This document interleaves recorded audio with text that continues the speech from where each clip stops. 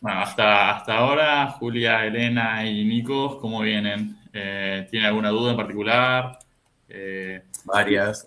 sí, no sé si pudieron ver las preguntas que mandó Ro al grupo. Justo estábamos discutiendo ahí con Feli sobre la tercera, o sea, viendo que no es, estábamos diciendo, no es difícil, pero sí está medio confusa, o sea que es por ahí si te agarran con un poquito de duda, te puede llegar a hacer dudar bastante esa pregunta, pero se responde justamente se puede responder desde neurosis y psicosis, planteando los tres momentos, también sobre, ¿cómo es este texto que decías vos, Feliz? Hay puntualizaciones sobre un caso de paranoia. Ese, sí. Eh, Porque, nada, por ahí estuvo bastante espinosa esa pregunta. Por ahí puede ser que esa sí que está un poco confusa, pero que se puede responder igual. Sí. Bueno, pero como justo estábamos hablando con Manu, las preguntas siempre van a estar relacionadas al caso. O sea, si no les van a preguntar algo que en el caso no van a encontrar. Entonces, por ejemplo, en el caso de N, sí se puede, en esto de que estábamos hablando de que el caso de N era una señora con una psicosis que presenta cierta paranoia con esto de escuchar las voces y darle respuesta a cierto malestar sobre este mal en el mundo, poder explicar el deshacimiento libidinal a partir de la segunda lucha defensiva que aparece en el texto de puntualizaciones sobre un caso de paranoia, donde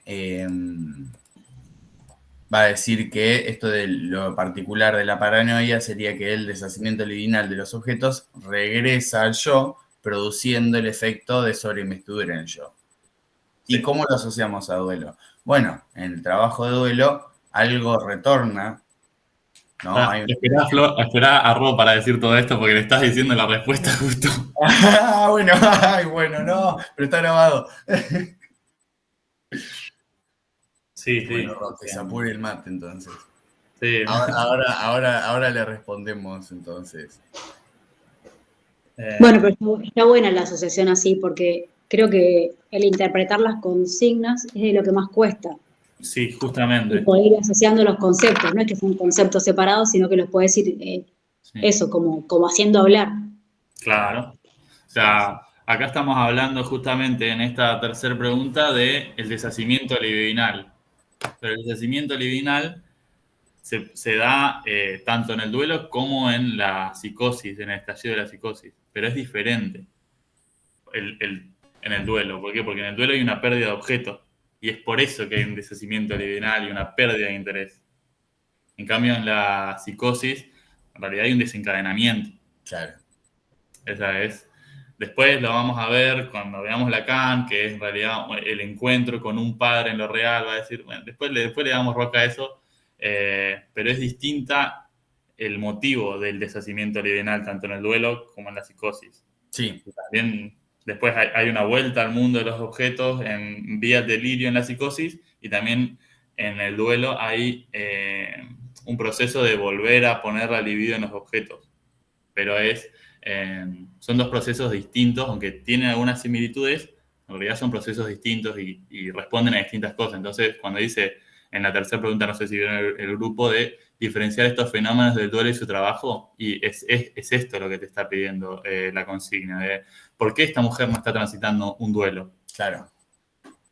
Ustedes no sé si pudieron ver el caso, pero ¿por qué? Les pregunto a ustedes, ¿por qué no está transitando un duelo esta mujer? ¿Y por qué está teniendo un brote psicótico? Claro. ¿Qué es aquello que hace que se diferencie uno del otro? Claro, ¿Qué para pasa? ustedes, ¿Y cuál sería la relación con el desarcimiento libidinal? ¿No? ¿Qué es lo que lo conecta? Porque justo lo estaba por decir cuando esperamos a Ron. sí. Y es que en el trabajo del duelo vos tenés un objeto determinado, entonces vas sacándole la libido del objeto. Es Claro, como que está ese principio de realidad. Claro. Y en la muy, psicosis no. hay una interpretación delirante por ahí de eso. Claro. Y la interpretación delirante viene en respuesta a que ese mismo proceso de que esa energía libidinal del objeto vuelva al yo, es que se fije en el yo. Y queda como enlazada por identificación con el objeto en el propio yo. Que es lo que en el duelo podemos hacer. En el duelo, bueno, hay una sustitución después. ¿Sí? Esa energía que en algún momento vino hacia nosotros, bueno, va a volver hacia afuera. Claro. Bueno, y en esto, en lo de la psicosis, ahí tenés el tema, a veces cuando esa energía vuelve afuera es donde se presentaba la fase restitutiva con los 2 delirios. Claro, ¿no? Sí. Esta sistematización del delirio que ubica Kraepelin, que también ubica Bleuler, es justamente para Freud este segundo momento de la vuelta de la libido al mundo de los objetos. Es lo novedoso también del psicoanálisis, que entiende que este es el momento más saludable, entre comillas, o donde hay un proceso de restitución o un intento de curación vía delirio. Eso también para que ustedes lo diferencien de la psiquiatría, que veía este proceso, este segundo momento, como lo realmente patológico, cuando en realidad es para Freud un momento más restitutivo. Yo porque este es uno de los puntos del programa, ¿no? Las diferencias entre el psicoanálisis y la psiquiatría, muy importante también. Claro. Cómo se lee el síntoma en uno y en otro. Perfecto. Ya, porque encima de eso también, en estas preguntas que pasaron, también te pide un poquito diferenciar la perspectiva de la psiquiatría en la concepción del síntoma. Ahí está. La segunda, definición de esquizofrenia de Bleuler, teoría de los síntomas, diferencia de la concepción del síntoma de Bleuler respecto de Freud. Vimos ayer, Bleuler pensaba la causalidad de los síntomas como orgánica, pero con una parte que responde a lo psicógeno, que es la reacción del sujeto. En cambio, Freud va a pensar el síntoma como el resultado de las fuerzas en conflicto y el conflicto entre instancias. También tiene un costado económico el síntoma, es decir, de qué tanta libido está en juego. Acá ya empezamos a hablar del papel de la fantasía en la formación del síntoma, de esa emoción pulsional, de esa fantasía que se sobreinviste y esa emoción pulsional que busca por satisfacer, que el yo va a terminar reprimiendo, va a terminar esgrimiendo la barrera defensiva. Esto es algo que tienen que tener así como aceitadito. Está bueno siempre volver a repasarlo, porque más que nada para que ustedes puedan ubicarse en qué momento del padecimiento está hablando Freud. En este momento, de su teoría, va a decir que Schreber, por ejemplo, volviendo al caso de Schreber, esa fantasía de duermevela está siendo sobreinvestida porque le sobreviene, y ahí es cuando Schreber empieza el mecanismo defensivo. El mecanismo defensivo en la paranoia es la proyección. Eso lo dice sobre algunos mecanismos neuróticos de los celos, la paranoia y la homosexualidad, que es un texto de 1922, o sea, después del giro de los años 20, en donde va a ubicar que en la paranoia el mecanismo defensivo también lo ubica en el caso de Schreber, pero acá lo dice ya lisa y llanamente, los paranoicos proyectan hacia afuera lo que no quieren percibir en su propia interioridad. Es lo que estábamos hablando justo antes de que se empiecen a conectar. Pero bueno, para que quede claro. También en el caso que pasó Nahuel. ¿Es Nahuel o Nehuel? Es Nahuel. No, Nahuel. Está mal escrito. No. Ahí va. Sí, porque acá en el WhatsApp tenés Nahuel y acá Nehuel. Sí, no es el Zoom nomás. Bueno, sí, justamente también estaba leyendo este caso y acá se ve bastante claro la proyección que hace el sujeto. Como que está bueno. Mirá lo que hice. En el apunte me quedó todo. Vas a probar. O van a probar ustedes gracias a él. Sí, está bueno el caso que te tocó. Creo que confunde mucho la última parte, pero creo que claro, porque hay como una solución, pero te cuentan la primera internación. Claro. La segunda internación, por lo visto no, pero te dicen, te spoilean un poco que es un poco sobre lo mismo, ¿no?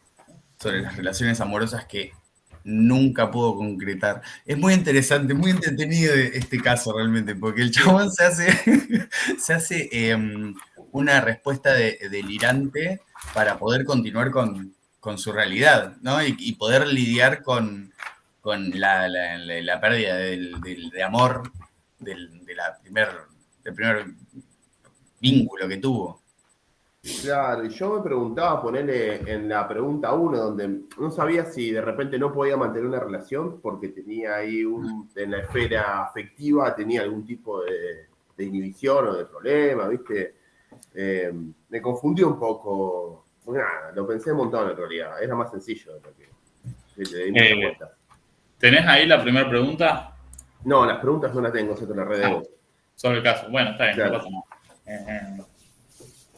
No, sí, por ahí no centrarse mucho en si el tipo pudo concretar vínculos o charlar con gente, porque, qué sé yo, recuerden que Schreber estaba trabajando en un parlamento mientras el tipo estaba lenta y progresivamente transformándose en la mujer de Dios.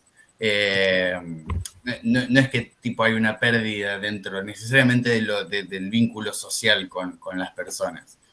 Claro. Pero justamente el que no pueda continuar una relación o que cada ruptura de relación vuelva hacia atrás, se le caigan las soluciones que fue dando, por ahí es donde focalizaría en el caso. Siempre Sí, además, o sea, piensen que ya desde Kraepelin se venía hablando de que en la demencia precoz, por ejemplo, está conservada la memoria, la inteligencia, la atención, la orientación, o sea, los sujetos psicóticos, uno no quiere decir psicótico tan a la ligera, pero entendamos que entre nosotros estamos refiriéndonos justamente a esto que estamos estudiando, ¿no? Para decirlo más fácil, pero que los sujetos psicóticos son personas realmente muy capaces, o sea, son hasta a veces sobresalientes.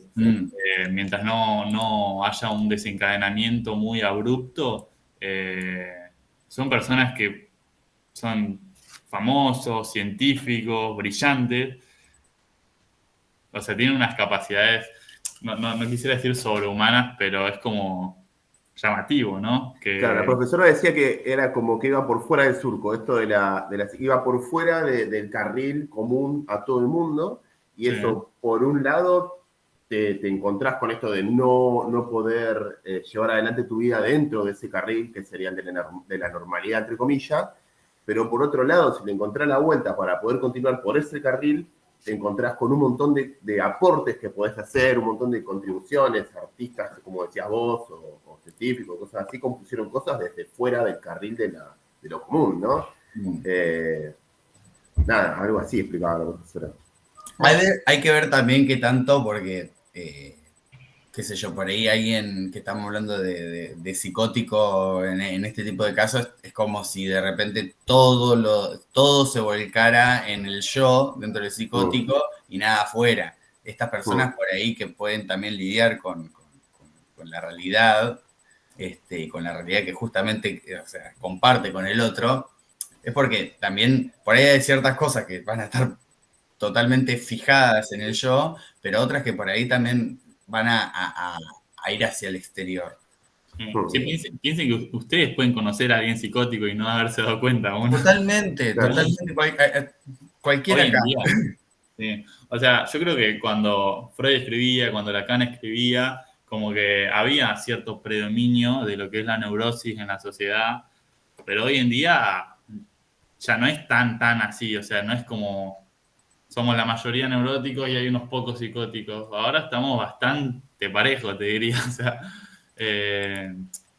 también por los tiempos que corren hoy en día, pero bueno, Lacan es alguien que le da una vuelta muy interesante a esto. Estamos lejos de ver a Lacan todavía, Pero bueno, si algunos ya empezaron a leerlo, cuando él habla de que en la psicosis no está el nombre del padre inscripto, y bueno, se refiere un poquito a este carril alternativo que decía Nahuel, que le decía a la profesora, que este carril alternativo y es justamente por fuera del nombre del padre, por fuera de el falo, como va a ubicar Lacan a partir de Freud.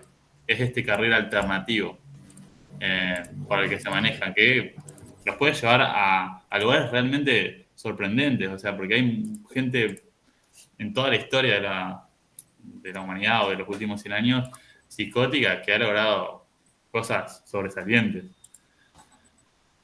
Pero bueno, si quieren, ya me parece que no se va a unir nadie más, seguimos con Casus Rever y terminamos con TP5 y ya nos vamos contentos y contentas a seguir estudiando. A seguir estudiando. Sí. Perdón, ¿todavía hay algún final? No, me imagino que no, sí. O sí. ¿La semana que viene decís ahora? Sí. No, ni a palo. Ni chance. Bueno, perfecto. Bueno, si les parece, seguimos. Estábamos hablando de casos Schreber y la sintomatología. Cuando se empieza a desencadenar, o sea, cuando lo nombra presidente, la fantasía de duerme vela, de qué lindo sería ser una mujer en el momento del coito. Bueno, acá empieza el insomnio brutal, las ideas hipocondríacas, y acá me gustaría profundizar, es algo que se ve a lo largo de todo el texto, pero que escuchen la locura de las ideas hipocondríacas que tenía, para que ustedes empiecen a notar cuando ven en un caso algo que refiere al cuerpo y vean en qué tinte está, en qué tinte lo está diciendo. Acá Schreber decía que sentía que el cerebro estaba reblandecido. ¿Qué quiere decir eso? O sea, ¿cómo el cerebro reblandecido? De que él estaba muerto y que estaba corrompido, que estaba apestado él. O sea, siempre también como poniendo a la persona o al sujeto en un lugar de podrido, en un lugar como de corroído, de como bastante podrido, se podría decir. O sea, no encuentro otra palabra más que bastante apestado, ¿no? Que a su cuerpo le pasaban horribles manipulaciones, que le fallaban órganos vitales. En un momento dice que él es un cadáver leproso y que arrastra el cadáver de otro leproso.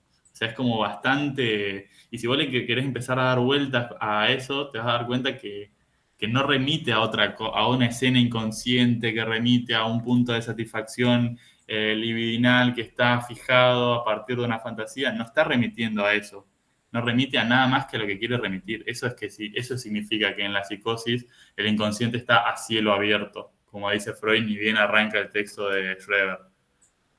Que esté a cielo abierto significa que el delirio, las ideas hipocondríacas no tienen un trasfondo inconsciente que se puede develar a partir de la interpretación y de la dialéctica que hay en un análisis, sino que remite solamente a eso, es el inconsciente a cielo abierto, no se puede dialectizar. Ya como para que también lo vayan ubicando y puedan diferenciarlo. Después, acá empieza lo que había mencionado Feli, de las ideas de persecución, de que Flechig, que antes era el médico que lo había salvado de su primera enfermedad, ahora es quien lo persigue y quien lo quiere violar, dice en un momento Schreber. O sea que acá se puede empezar a ver cómo se juega el mecanismo de la proyección. Sí, Feli. Y hay una palabra clave también que es este concepto de almicidio. O sea, sí. Sí.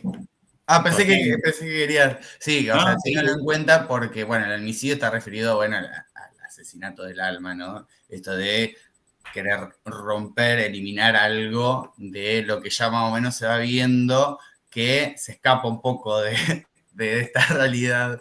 Entonces es parte de lo que hace que también sea delirante esta persecución sexual, ¿no? Porque no es delirante que poder fantasear o alucinar o tener un delirio donde es por miedo, por terror o por angustia, sientas que haya un perseguidor que abusaría de esa persona, sobre todo si hubo una experiencia previa a eso. Acá lo que lo hace delirante es que la idea es que a él como mujer, Fletching lo quiere perseguir y generar un almicidio. Claro. O sea, esto, lo del almicida y el almicidio, es justamente algo que Freud menciona en el texto, que lo busca por todos los diccionarios que hay en esa época y no lo encuentra en ningún momento. O sea, entonces, después Lacan retoma esto y dice, esto es un neologismo. O sea, un neologismo es una palabra inventada por esa misma persona.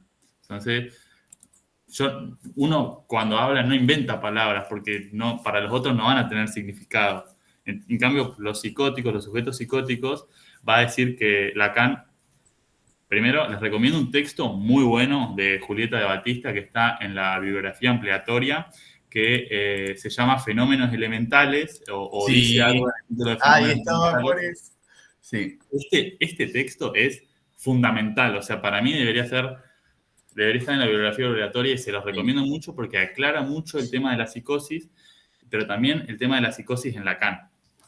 Entonces, él va, en este texto ubica como uno de los fenómenos elementales los neologismos, o sea, la invención de palabras para justamente ponerle palabras a lo que el sujeto está sintiendo. Entonces, él va a decir que Fletching es un almicida, o sea, un asesino de almas, pero ese término no existe.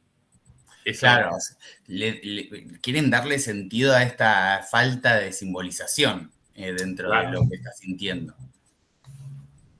Porque también tiene que ver con, por ahí es muy, muy de Lacan eso, pero tiene que ver con esto de darle sentido a esta falta de simbolización. Entonces el lenguaje está como percutido, se podría decir, o modificado, e incluso en las ideas delirantes. Se pueden ver. Sí. O sea, de hecho, Lacan ve a las ideas delirantes como, él va a decir, un retorno en lo real, un retorno de lo real. No vamos a ver qué significa un real, pero sí justamente esto de lenguaje, por así decirlo, palabras sueltas que retornan y que le dicen... en el caso está bien desarrollado, pero como que eran unas aves que le decían a él que era una prostituta, a Schreber, esas alucinaciones visuales, Lacan va a decir, son significantes que retornan en lo real, o sea, alucinaciones, palabras que le devuelven a Schreber, por así decir, una posición. En este caso, en su delirio, la posición de prostituta, que él justamente... Ven cómo también se relaciona un poquito con esta fantasía de Dormevela, donde él sentía que qué lindo sería ser una mujer en el momento del acoplamiento, pero recordemos que al estar tratándose de una paranoia, el mecanismo defensivo es la proyección, que es lo que hablábamos anteriormente. Entonces, como se está jugando la proyección acá, Schreber proyecta hacia afuera lo que no quiere percibir en su propio interior. Es lo que dice Freud, cómo funciona la paranoia, cómo funciona la paranoia y el mecanismo de proyección en la paranoia. Es proyectar hacia afuera lo que no quiere sentir adentro. Entonces él rechaza en primer momento la idea de la fantasía de Dormevela que él tiene, y después fíjense cómo es Fletching quien lo quiere abusar a él, después estas voces sueltas que le dicen estas cosas, en cómo a partir de esta primer fantasía de Dormevela, él se va a elaborar todo un delirio, y ahora ya pasamos a la segunda parte, en donde... Sí, ya estábamos en la segunda parte, porque me parece que todo lo que es la primera salida, la primera fase delirante, que es la de esto de la persecución sexual, ya es parte de la segunda enfermedad, para que luego se vaya a convertir en este delirio megalómano redentor. Claro, justamente, o sea, pasa de un delirio de persecución, o sea, que Fletching lo quería usar de él y de que Dios en un momento también quería como burlarse de él, a ser redentor, a ser un delirio de grandeza, ahí como decía Fletching. Claro. O sea, ser la mujer de Dios, con un papel realmente muy importante en la humanidad, de salvar a la humanidad a partir de su vientre. Y dar luz a la nueva raza de seres humanos que podría salvar al planeta. Bueno, ven cómo hay una megalomanía importante, una gran relevancia al papel que tiene Schreber en el mundo. Así es la particularidad del delirio psicótico, que si lo vemos en el caso A que mandó Nahuel al grupo, a ver, en un momento lo leí que dije... sí, cuando tiene este delirio... de ser un artista, quiere ser un gran artista y cambiar el mundo y entregarle sus cosas, tipo Da Vinci, se comparaba con Da Vinci. Sí, que se da después de haberla pasado recontra mal con su primer corte. Pero bueno, claro. Lo mismo pasa acá, hay un paralelismo que se le puede dar al caso de Schroeder, en donde justamente es redentor porque también, de alguna manera, equilibra en él todos los pensamientos y excitaciones momentáneamente, ¿no? Porque esto es como la fantasía de Redentor es una solución provisoria para Schroeder, ¿no? Le permite restituirse de alguna manera. Pero bueno, en base a la realidad delirante que tiene. Ahora, si yo a ustedes les pregunto, o sea, ustedes ven el caso, por ejemplo, el caso A, y les pregunto, a ver, ¿por qué en este caso se puede ver un enaltecimiento del yo cuando dice, por ejemplo, que él y su padre han llegado a ser presidentes de la República en esta cruzada del bardo que él tuvo en el trabajo, con estos otros que le querían hacer como la cama, dice? ¿Por qué? ¿Por qué pasa eso? ¿Por qué piensan ustedes que es? ¿Por qué en la paranoia hay un enaltecimiento del yo?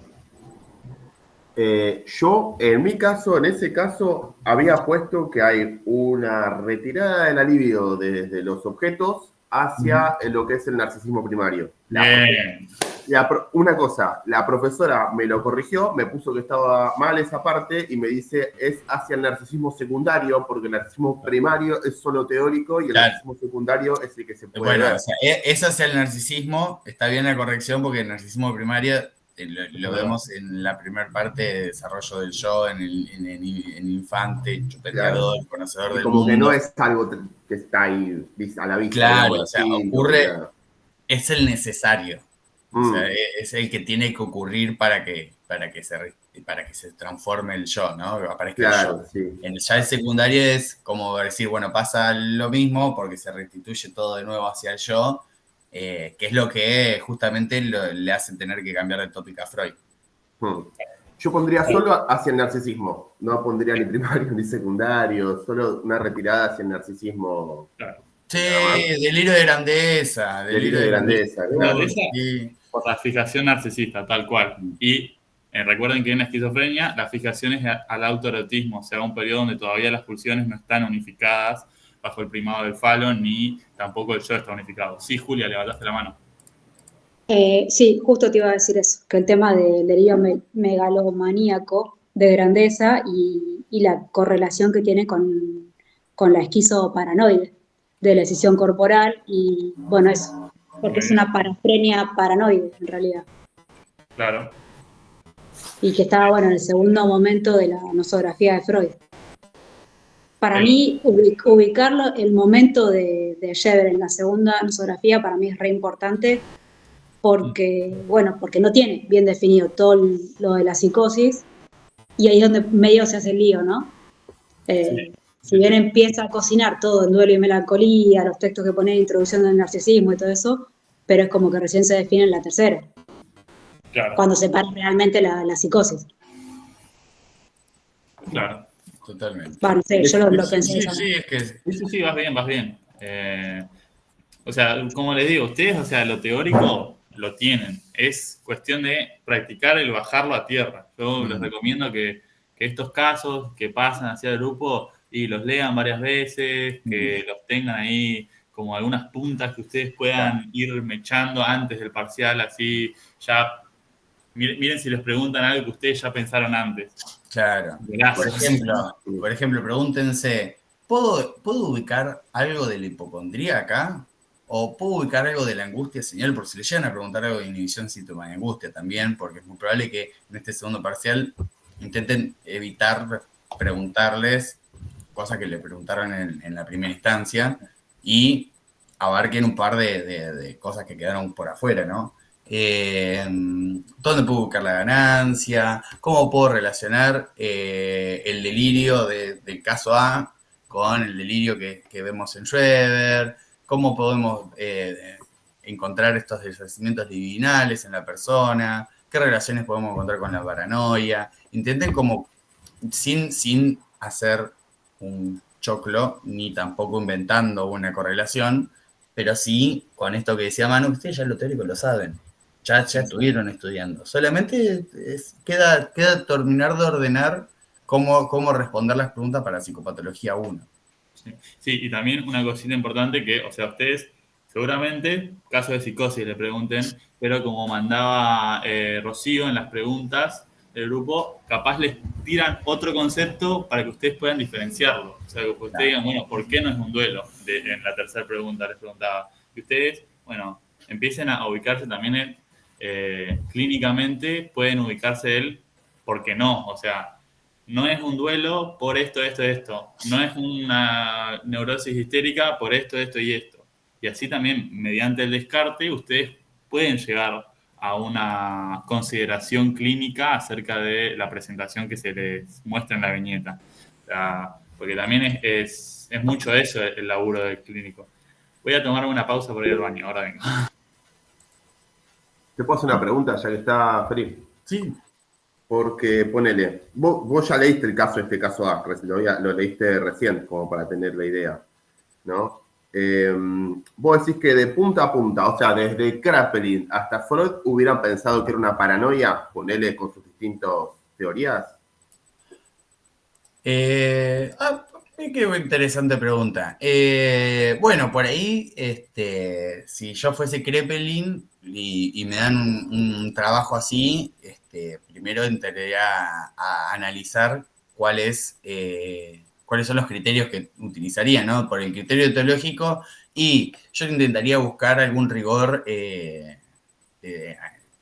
cuerpo, ¿no? Algo que sea puramente trabajado desde lo biológico para darle sentido un poco a esto, de una causación.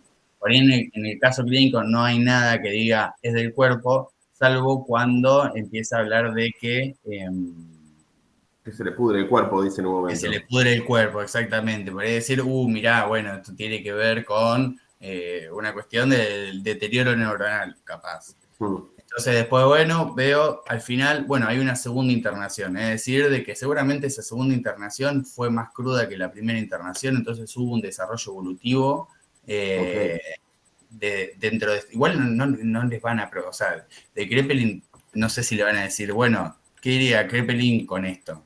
Claro. Por ahí, sí con la paranoia, ¿no? De intentar ubicar los fenómenos elementales que Kraepelin vería en la paranoia, pero no respondería a los 3 criterios. Por ahí respondés solamente el criterio evolutivo, decís, mira, Kraepelin habla sobre el criterio evolutivo en el desarrollo de la enfermedad, en donde empiezan a aparecer este tipo de características claves de la paranoia, que no las tengo a mano, así que no me las voy a acordar, pero creo que están pasadas por ahí. Las ubico en esta parte del caso, cuando en el caso dice, bueno, espera que no lo leí todo como para acordarme de memoria, esta idea de poder reconstruirse. Vieron que en la paranoia, por ahí, la diferencia es que por ahí, por momentos, hay un momento de tranquilidad dentro de los síntomas. Bueno, realmente podés decir que en el desarrollo de la enfermedad, bueno, este momento de recuperación, Kraepelin la podría ver como este momento en donde los síntomas son tapados, solapados. Sí. Puede ser también, porque en esa parte donde dice que quiere reconstruirse, después tiene esta experiencia beática, o sea, esto que se siente Dios. Ahí nomás se va y se encierra con los Hare Krishna y flasha a Dios. Sí. También ahí hay un delirio restitutivo en ese sentido, o no, ya no habría. Solo sería un delirio.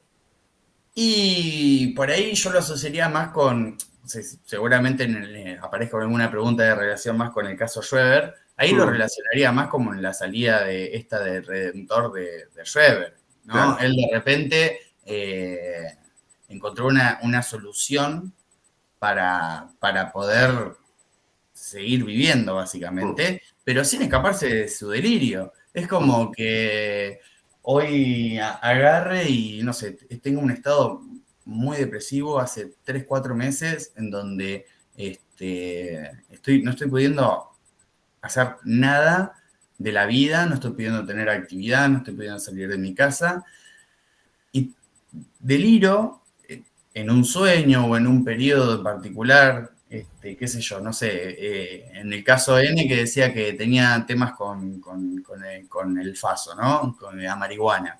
Bueno, capaz que me ayuda a haber consumido algo que me produzca cierta alucinación, que se derive, o sea, que pase un delirio, dependiendo también del estado en el que esté, y crea de que en realidad tengo que salir afuera porque Dios me puso en este mundo porque soy especial.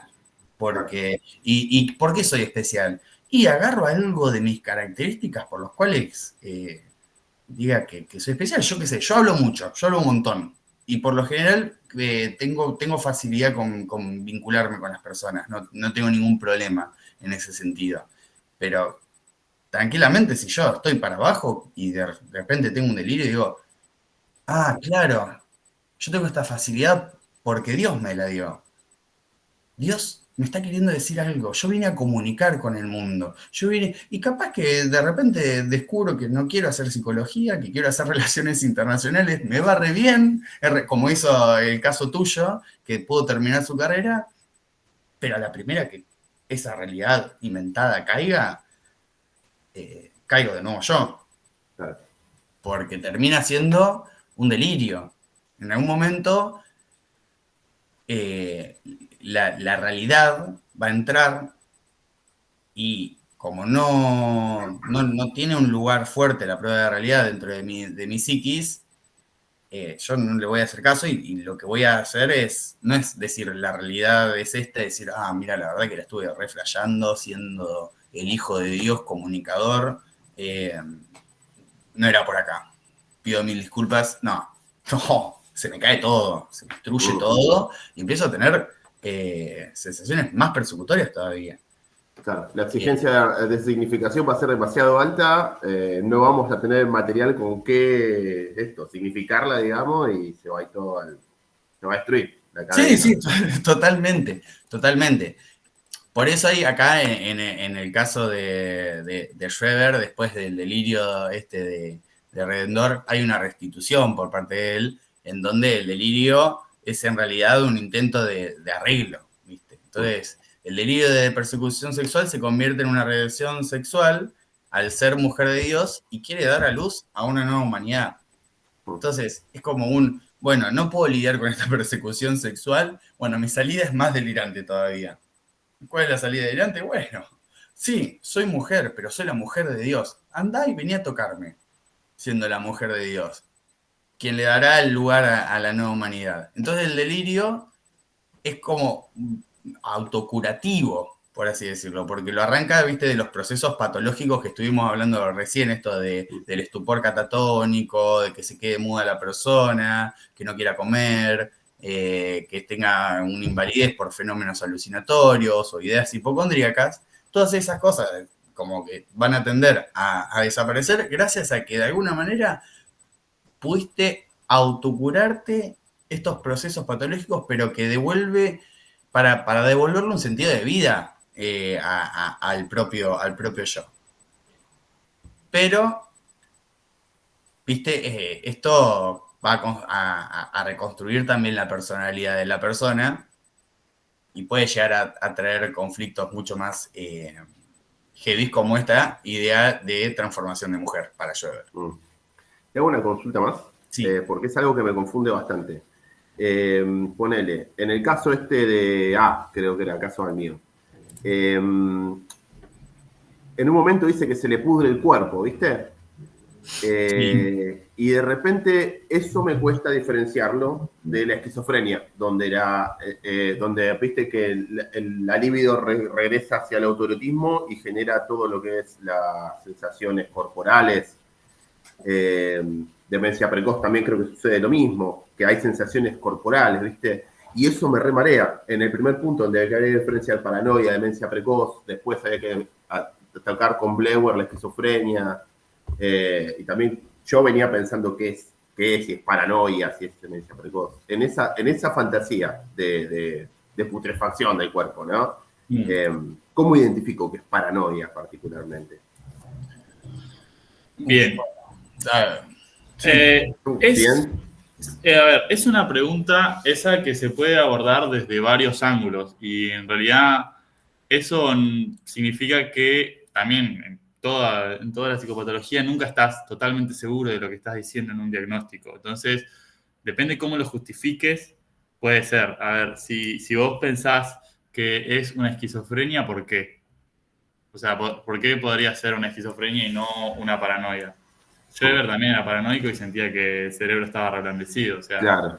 el tema de la hipocondría es algo que, bueno, se desarrolla en Inhibición, Síntoma y Angustia. No te puedo decir ahora las páginas, pero sí en ese texto ahí pone a jugar el papel de la hipocondría en la psicosis. O sea, la hipocondría es lo que la angustia es a la neurosis. O sea, la hipocondría es a la psicosis lo que la angustia es a la neurosis. O sea, en Inhibición, Síntoma y Angustia él va a terminar diciendo que la angustia es el motor de la represión.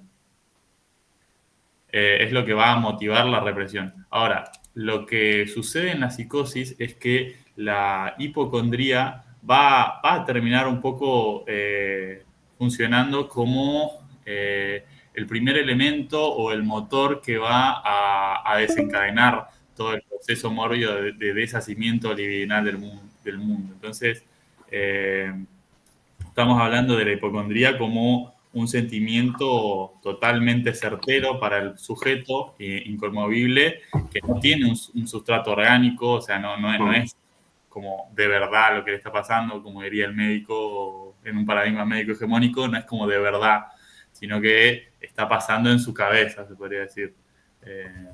Nosotros lo entendemos como un fenómeno de índole distinto, que solo está pasando en su cabeza, sino que es el primer paso de algo mucho más mórbido, de algo mucho más doloroso para el sujeto. Entonces, yo lo ubicaría como, bueno, si es algo que está dentro del espectro de la psicosis.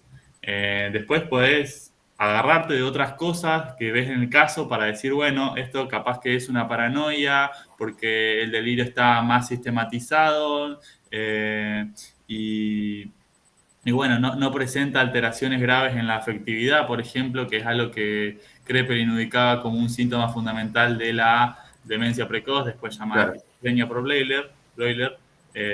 O, por el contrario, si vos encontrás justamente que tiene apatía, no come, no se levanta en mucho tiempo de la cama, y vos decís, y bueno, capaz acá la afectividad sí está comprometida, y sumado que las ideas delirantes son bastante sueltas, y no hay como una... el juicio también está afectado en este pensamiento incoherente y bueno, capaz es una esquizofrenia y no una paranoia, pero bueno, o sea, siempre depende cómo lo justifiques, depende para qué lado lo lleves, pero si está bien justificado y te lo tienen que contar como válido. De una. No, estuvo re bien. Me sirvió eso de la hipocondría, a la psicosis lo que la angustia es a la neurosis, o es un buen norte para pensarlo. Claro, o sea, es por eso que también se va a motivar la producción delirante. O sea, la producción delirante es como para darle, no quiero, por encima de esto como que queda grabado, no quiero como decir algo tan que queda a la libre interpretación, pero bueno, la interpretación de la producción delirante lo que va a hacer es como venir a traer un poco de sentido a todas esas sensaciones que el cuerpo del psicótico va a tener. O sea, este reblandecimiento del cerebro que tenía Schreber. El ser un cadáver leproso arrastrando otro cadáver leproso. O sea, más allá de la fábula y que a nosotros nos puede dar como un poco de risa, eso, lo que... Imagínense realmente una persona sintiendo eso y el trabajo que tiene que hacer mental, el trabajo de simbolización, el trabajo de darse una idea de qué es lo que está pasando, y lo primero que le sale es, tengo el cerebro reblandecido. Yo una vez también me acuerdo de un caso que me contó una médica de un tipo que sentía que, ya con el delirio armado, pero sentía que tenía genitales de mujer, era un tipo, y que le habían implantado genitales de mujer. Que el comisario del pueblo lo había secuestrado junto con otros policías, lo subieron al ático de la comisaría y ahí le hicieron una operación para cambiarle los genitales. Entonces, ese es el delirio que él se había armado para la sensación que tenía de tener los genitales de una mujer en vez de los suyos. El pensamiento hipocondríaco que hay ahí de base, muy, muy característico de la psicosis también. Pero bueno, no sé qué estuvieron hablando en este tiempo. No, estuvimos charlando un poco del caso, de cómo respondería cada autor en cada paradigma, por ejemplo, entre con Kraepelin o Breuer, o lo que estábamos hablando de Freud con el caso A, ¿no? Tipo, ¿desde dónde respondería si le hacen una pregunta sobre Kraepelin, ¿no?